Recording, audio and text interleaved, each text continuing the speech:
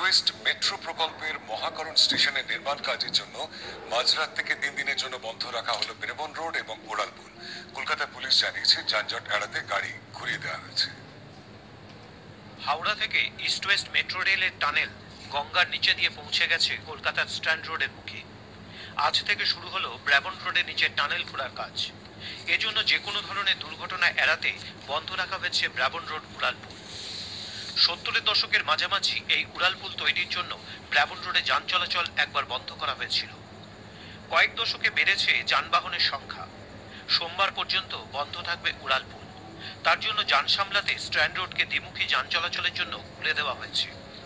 হাওড়া থেকে দক্ষিণ কলকাতাগামী প্রাইভেট গাড়িগুলি বিদ্যাসাগর সেতু দিয়ে চলাচল করছে। Mahatma Gandhi road, stand road, বিবি গাঙ্গুলি স্ট্রিট ও রবীন্দ্র সরণিতে ট্রাম চলাচল বন্ধ রাখা হয়েছে। 11 জুলাই সকাল 6টা পর্যন্ত এই ব্যবস্থা চলবে। ইতিমধ্যে 42 নম্বর স্ট্যান্ড রোডের বাড়ির বাসিন্দাদের স্থানান্তরিত করা হয়েছে।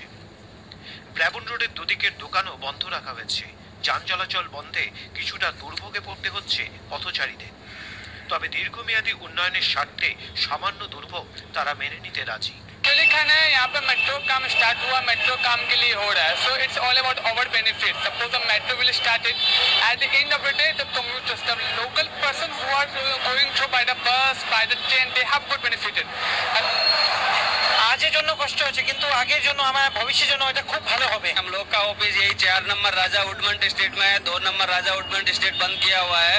4 नंबर में हम लोग को घूम के जाना पड़ रहा है, मगर 3 दिन के लिए हम लोग को कोई तकलीफ नहीं लग रहा है। आगे अंडर वाटर मेट्रो रेलवे কাজ চলছে এখানে, একটু একটু হবে আর আগে তো বেশি সুবিধাই হয়ে যাবে, ওর মধ্যে অসুবিধা আছে না।